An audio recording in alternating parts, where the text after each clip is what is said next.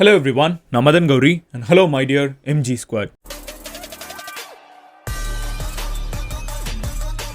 கிட்டத்தட்ட 350 வருஷத்துக்கு முன்னாடி வெள்ளைக்காரங்க திருச்செந்தூர் கோவிலை ஆக்கிரமிச்சிட்டாங்க, தாக்கி கண்ட்ரோல் எடுத்துட்டாங்கன்னு சொன்னா உங்களால நம்ப முடியுமா? பிடிச்சது மட்டும் இல்லாம அங்க இருக்கக்கூடிய முருகன் சிலைய அங்கேருந்து கடத்தி கடல் வழியா கொண்டு போயிருக்காங்க அப்படின்லாம் சொன்னா உங்களால நம்ப முடியுமா? இருக்கிறதுலயே கிரேசியான ஸ்டோரிஸ் நம்ம ஊர்கிட்ட தான் இருக்குது, ஆனா அதை நம்ம பெருசா கண்டுக்கிறது இல்ல. இன்னைக்கு வீடியோல நான் உங்ககிட்ட சொல்ல போறது வெள்ளைக்காரங்கன்னு சொல்றப்ப நம்ம பிரிட்டிஷர்ஸை யோசிப்போம்.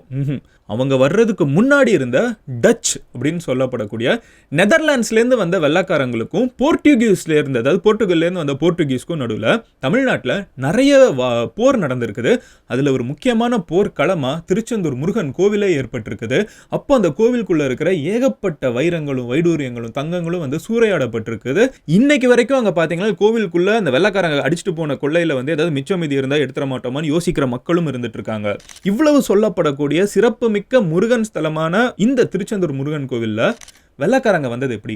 கிட்டத்தட்ட 500 வெள்ளைக்காரங்க கம்ப்ளீட்டா கண்ட்ரோல் எடுத்திருக்காங்க, கோவிலுக்குள்ள ஸ்டே பண்ணியிருக்காங்க. ஸோ அவங்க எல்லாம் யாரு, எதுக்கு இதை பண்ணாங்க, அங்க இருக்கிற முருகன் கோவிலை எப்படி திருடி கொண்டு போனாங்க, எப்படி மறுபடியும் முருகன் கோவிலுக்குள்ள இப்போ ஒரு சிலை இருக்குது, அந்த முருகன் தான் முதல்ல இருந்து இருக்காரா? இந்த மாதிரி நிறைய கேள்வி உங்களுக்கு இருக்குல்ல. அந்த கேள்விகள் எல்லாத்தையுமே இன்னைக்கு வீடியோல நான் உங்ககிட்ட டீடைல்டா சொல்ல போறேன். முதல்ல இருந்தே சொல்ல ஆரம்பிக்கிறேன். திருச்செந்தூர்ல இருக்கக்கூடிய முருகன் கோவில் ரொம்ப ஸ்பெஷலான கோவிலா முருக பக்தர்னால பார்க்கப்படும். காரணம் என்னன்னு கேட்டீங்கன்னா, கடல் கரையில இருக்கக்கூடிய ஒரே முருகன் கோவில் அறுபடை வீடுகள்ல திருச்செந்தூர் முருகன் கோவில் மட்டும்தான். வீட்டில் பார்த்தீங்கன்னா அதனால தான் எப்போவுமே அப்பா அம்மா டூர் அது இதுன்னு சொல்லி அது எப்படியாவது வீட்டில் சின்ன வயசில் கூப்பிட்டு போயிடுவாங்க.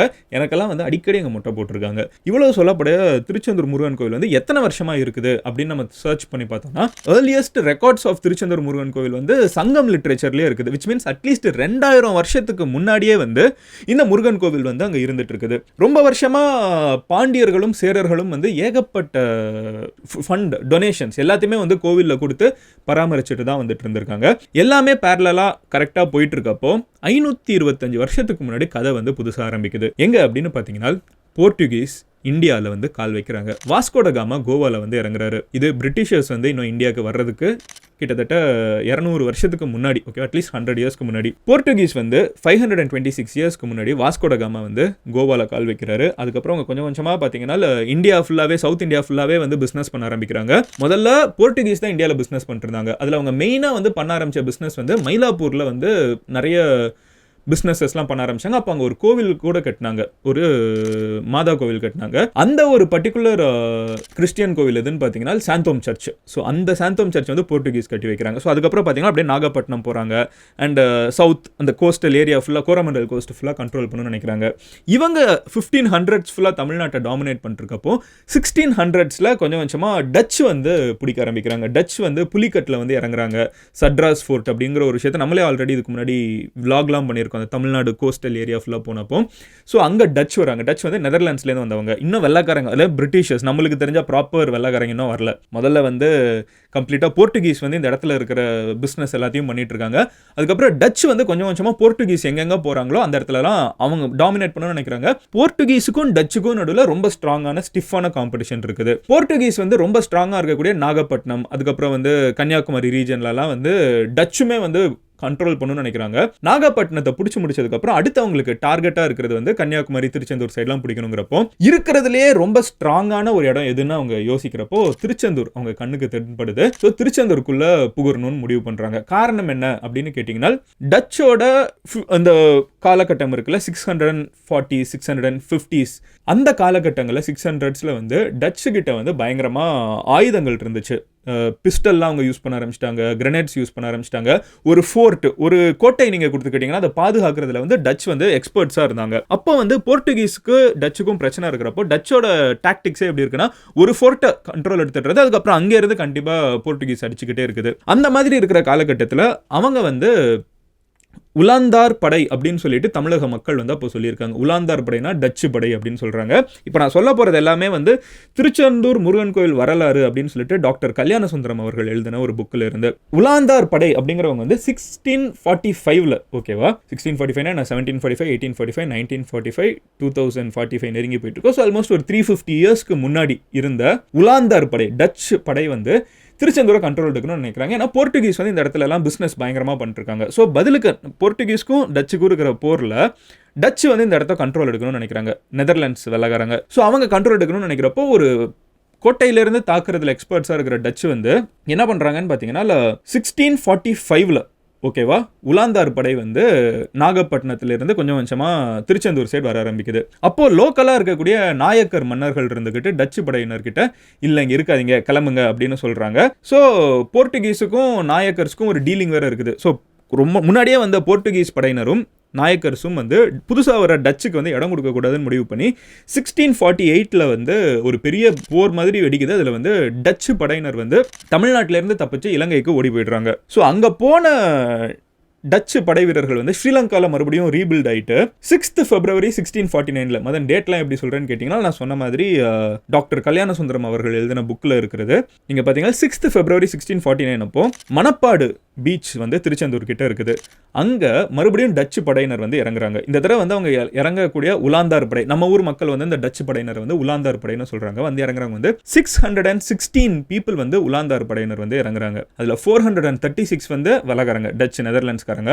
அது போக 180 வந்து பார்த்தீங்கன்னா ஸ்ரீலங்கன்ஸ், அங்கே அவங்க சேர்த்த ஒரு ஆர்மி. ஸோ 616 பேர் வந்து இறங்குறாங்க. 20 February அன்னைக்கு திருச்செந்தூர் கோவிலுக்குள்ளே ஸ்டே பண்ணுறோம், நாங்கள் தங்குறதுக்கு ஒரு இடம் வேணும்னு சொல்லி உள்ளே போகிறாங்க. ஆனால் உள்ளே போனவங்க வெளியே வராமல் இருக்காங்க. ஊர் மக்கள் வந்து அது வரைக்கும் ரொம்ப வெகுவாக கும்பிட்டு இருக்கக்கூடிய முருகன் ஸ்தலமாக இருக்கக்கூடிய திருச்செந்தூருக்குள்ளே டச்சு படையினர் போய் கண்ட்ரோல் எடுத்துடுறாங்க. யோசிச்சு பாருங்க, நம்ம சங்க தமிழ் லிட்ரேச்சரில் இருக்குன்னு சொல்கிறப்ப 2000 வருஷம் பழமையாக ப்ராபப்ளி திருச்செந்தூர் வரலாறு வந்து நம்ம எப்படி எடுத்து பார்த்தாலும் அங்கே திருச்செந்தூர் கோவில் இருந்திருக்குது.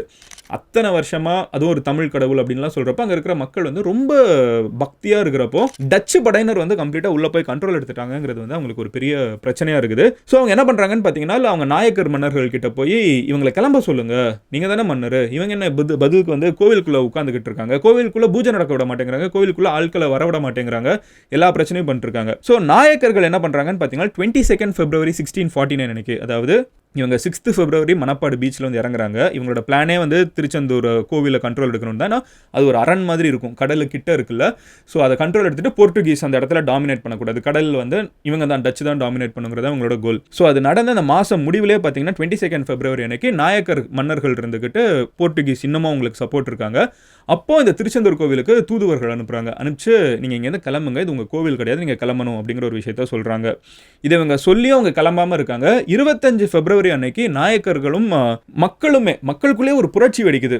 ஸோ மக்களே வந்து ஒன்னா சேர்ந்து பார்த்தீங்கன்னா 4 யானை, 50 குதிரை அண்ட் 500 மக்கள். ஓகேவா, இதில் வந்து மக்கள்னு சொல்கிறப்ப வெறும் பொதுமக்கள் கிடையாது, இதில் நாயக்கரோட படையும் இருக்காங்க. இவங்க எல்லாரும் ஒன்னா சேர்ந்து என்ன பண்ணுறாங்கன்னு பார்த்தீங்கன்னா 25 February அன்னைக்கு கோவில் முன்னாடி வந்து ஒரு மிகப்பெரிய போர் நடக்குது. 616 பேர் உள்ளே இருக்காங்க. இவங்க யானை ஒரு 4 யானை, குதிரையில் வந்து படையினர் எல்லாம் சேர்த்து இங்கே ஒரு 500 பேர். அப்படி பார்த்தாலும் டச் படையினர் தான் நம்பர்ஸ் அதிகமாக இருக்காங்க. ஆனாலும் அங்கே ஒரு போர் வெடிக்குது. அதில் வந்து இவங்களுக்கும் காயம் ஏற்படுது, இவங்களுக்கும் காயம் ஏற்படுது. ஒரு மாதிரி அது ஒரு மிக்சட் ரியாக்ஷனாக இருக்குது. ஆனால் அவங்க கோவிலை விட்டு இன்னும் போகலை. ஸோ ஃபைனலி என்ன ஆகுதுன்னு பார்த்தீங்கன்னா அடி பயங்கரமாக வாங்கிட்டாங்க. அப்போ அந்த ஸ்ரீலங்கா படையினர் வந்து அங்கே இருப்பாங்கல்ல, அவங்க வந்து இல்லை நம்ம இங்கேருந்து கிளம்பலாம் அப்படிங்கிற ஒரு முடிவுக்கு வந்துட்டாங்க.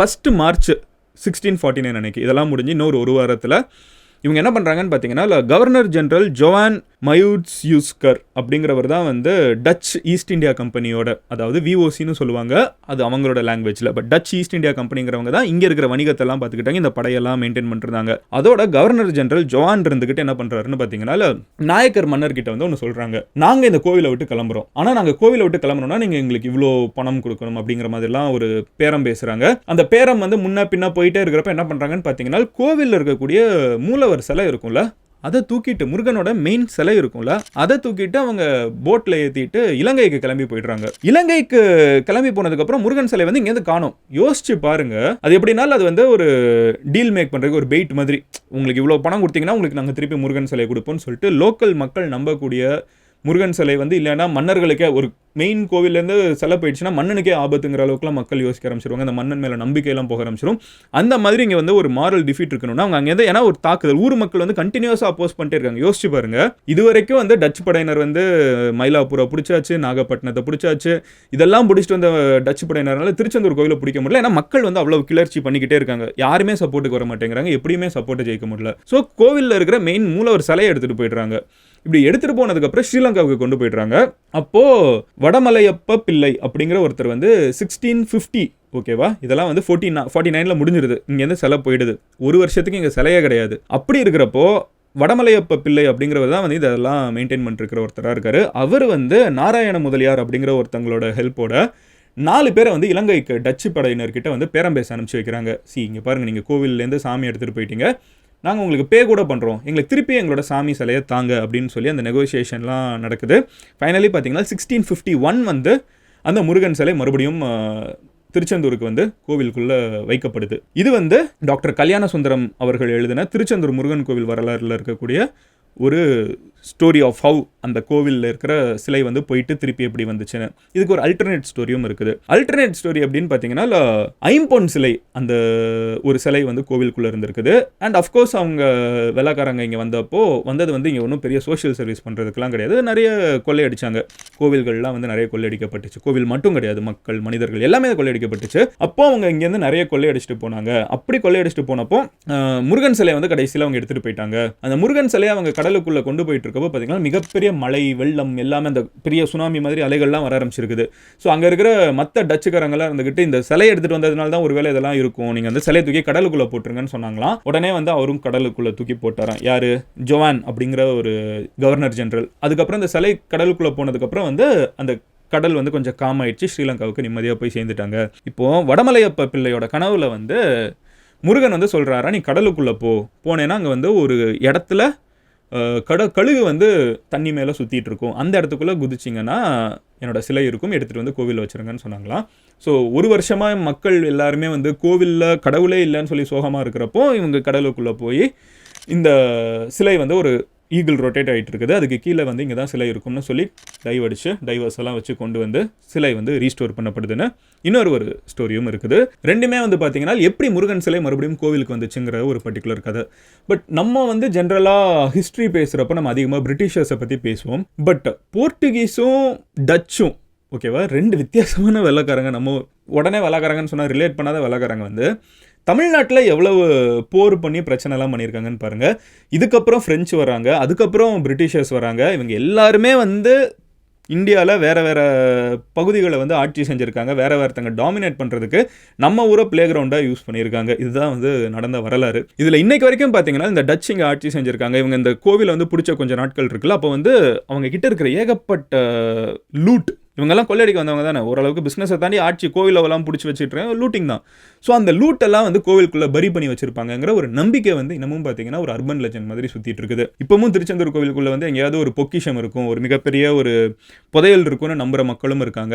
அண்ட் இதில் வந்து ஒரு அண்டர் கிரவுண்ட் டனல் இருக்குது முருகன் கோவிலுக்கு கீழே, அது வந்து டைரெக்டாக கடலுக்குள்ளே போகும், அந்த வழியாக வந்து இந்த மிகப்பெரிய புதையல் இருக்கலாம்னு சொல்லி நம்பக்கூடியவங்களும் இருக்காங்க. திருச்செந்தூர் பற்றி ஒரு விஷயம் ரீசெண்ட் டைம்ஸ்லாம் நம்ம பேசணும்னா, சுனாமி வந்தப்போ பல இடங்கள் அதை சுற்றி வந்து டேமேஜ் ஆனாலும் திருச்செந்தூர் முருகன் கோவில் மட்டுமே வந்து டேமேஜ் ஆகாமல் அந்த இடத்துல 2004 சுனாமி வந்தப்போ தண்ணி வந்து உள்வாங்கிடுச்சு. எல்லா இடத்துலையும் தண்ணி உள்வாங்கி மிகப்பெரிய அலையா வர்றப்போ அந்த கோவில் மேலே எந்த சுனாமி தாக்குதலும் நடக்கல. இப்போ வரைக்குமே அங்கே இருக்கிற முருக பக்தர்களோட நம்பிக்கை என்னன்னு பார்த்தீங்கன்னா, அந்த திருச்செந்தூர் முருகன் கோவில் வந்து எந்த ஒரு மேசிவான கெலாமிட்டியுமே வந்து தாக்காதுங்கிறது வந்து அங்கே இருக்கக்கூடிய பக்தர்களோட மிகப்பெரிய நம்பிக்கையாக இருந்துட்டு இருக்குது. அண்ட் இது வந்து நான் ரொம்ப ரேண்டமாக ஏதோ வாசிச்சுட்டு இருக்கப்போ ஒவ்வொன்றா தேடி போய் திடீர்னு டச்சு வந்து இங்கே இருந்தாங்கன்னு கேட்குறப்ப ரொம்ப ஆச்சரியமாக இருந்துச்சுன்னு உங்ககிட்ட ஷேர் பண்ணணும்னு நினச்சேன். நீங்கள் இந்த மாதிரி திருச்செந்தூர் கோவிலை பற்றி ஆர் ஜென்ரலாகவே உங்கள் ஊரில் இருக்கிற ஏதாவது ஒரு கோவிலையோ மசூதியோ சர்ச்சையோ பற்றி ஏதாவது ஒரு இன்ட்ரெஸ்டிங்காக தெரிஞ்சிச்சுன்னா அது என்னங்கிறத கமெண்ட்ல சொல்லுங்கள். எனக்கு இதெல்லாம் பார்த்துட்டு இருக்கப்போ திடீர்னு சாந்தோம் சர்ச் எப்படி வந்துச்சுன்னு போர்ச்சுகீஸ் மூலியமாக இங்கே வந்திருக்குன்னு பார்க்குறதெல்லாம் கொஞ்சம் எக்ஸைட்டிங்காக இருந்துச்சு. ஸோ அந்த மாதிரி உங்கள் ஊரில் ஒரு சின்ன ஒரு விஷயம் நம்ம அடிக்கடி ரொம்ப காமனாக பார்க்கக்கூடிய ஒரு கோவிலாக இருக்கும், மசூதியாக இருக்கும், ஒரு சர்ச்சாக இருக்கும், ஆனால் அதுக்கு பின்னாடி ஹிஸ்ட்ரி பார்த்தீங்கன்னா பயங்கரமாக இருக்கும். இந்த கதை பார்த்துட்டு இருக்கப்பமே காயல்பட்டினத்தை பற்றி கொஞ்சம் பார்க்க முடிஞ்சுச்சு. திருச்செந்தூர் கிட்ட இருக்கக்கூடிய இன்னொரு ஊர் காயல்பட்டினத்தில் பார்த்தீங்கன்னா இஸ்லாம் வந்து தமிழ்நாட்டுக்குள்ளே பல வருஷத்துக்கு முன்னாடி கிட்டத்தட்ட 400-500 இயர்ஸ்க்கு முன்னாடி காயல்பட்டினத்து வழியாக வந்திருக்குன்னு நம்மளால் சில ஹிஸ்ட்ரி வாசிக்க முடியுது. அப்போ காயல்பட்டினமோட ஹிஸ்ட்ரி வந்து ஒரு வித்தியாசமான இஸ்லாமிக் ஹிஸ்ட்ரி அங்கே உருவாகிட்டு இருக்குது. ஸோ இந்த மாதிரி தமிழ்நாட்டில் தொட்ட இடத்துலலாம் வந்து பல நூற்றாண்டுகள் வரலாறு இருக்கிறது. நம்மளுக்கு கண்டிப்பாக ஒரு ரிச் ஹெரிட்டேஜை விட்டுட்டு போயிருக்காங்க. இதை பாதுகாத்துக்கிறதும் இதை பற்றி தெரிஞ்சுக்கிறதும் நம்மளோட கடமையாக நம்ம எடுத்துப்போம். ஹிஸ்ட்ரி நம்மளோட அடையாளம், அண்ட் அடையாளத்தை நம்ம பாதுகாப்பாக படித்து தெரிஞ்சு மற்றவங்க கிட்டேயும் பரப்புவோம். இப்படி ஒரு விஷயம் நடந்துச்சுன்னே தெரியாமல் திருச்செந்தூர்காரங்க யாராவது இருந்தாங்கன்னா, இல்லை கன்னியாகுமரி, திருநெல்வேலி, தூத்துக்குடி இந்த சைட்லாம் இருந்தாங்கன்னா அவங்க கிட்ட இந்த வீடியோவை ஷேர் பண்ணுங்கள். கண்டிப்பாக ரொம்ப எக்ஸைட்டடாக அந்த வீடியோவை கேட்பாங்க. நாளைக்கு நான் உங்களை இன்னொரு வீடியோவில் பார்க்குறேன். இந்த மாதிரி வேறு என்ன டாபிக் நான் பேசணும்னு நினைக்கிறீங்க கமெண்ட்டில் சொல்லுங்கள். அண்ட் இந்த மாதிரி வேறு ஏதாவது டாபிக் நீங்கள் யோசிச்சிங்கனாலும் ப்ளீஸ் லீவ் இட் இன் இன்ஸ்டாகிராமில் டிஎம்மாக சொல்லலாம், இல்லை இங்கே எங்கேயும் கமெண்ட்டில் சொல்லலாம். நீங்கள் நான் எம்ஜி ஸ்குவாடில் சேரலைன்னா கீழே இருக்கிற சப்ஸ்கிரைப் பட்டன் நமக்கு எம்ஜி ஸ்குவாடில் சேருங்க. அப்போ நான் தான் உலகத்தில் இருக்கிற விஷயங்கள் எல்லாத்தையுமே உங்ககிட்ட டெய்லி ஒரு வீடியோவை வந்து என்னால் சேர்க்க முடியும். Love you all, take care, have a great weekend. Cheers.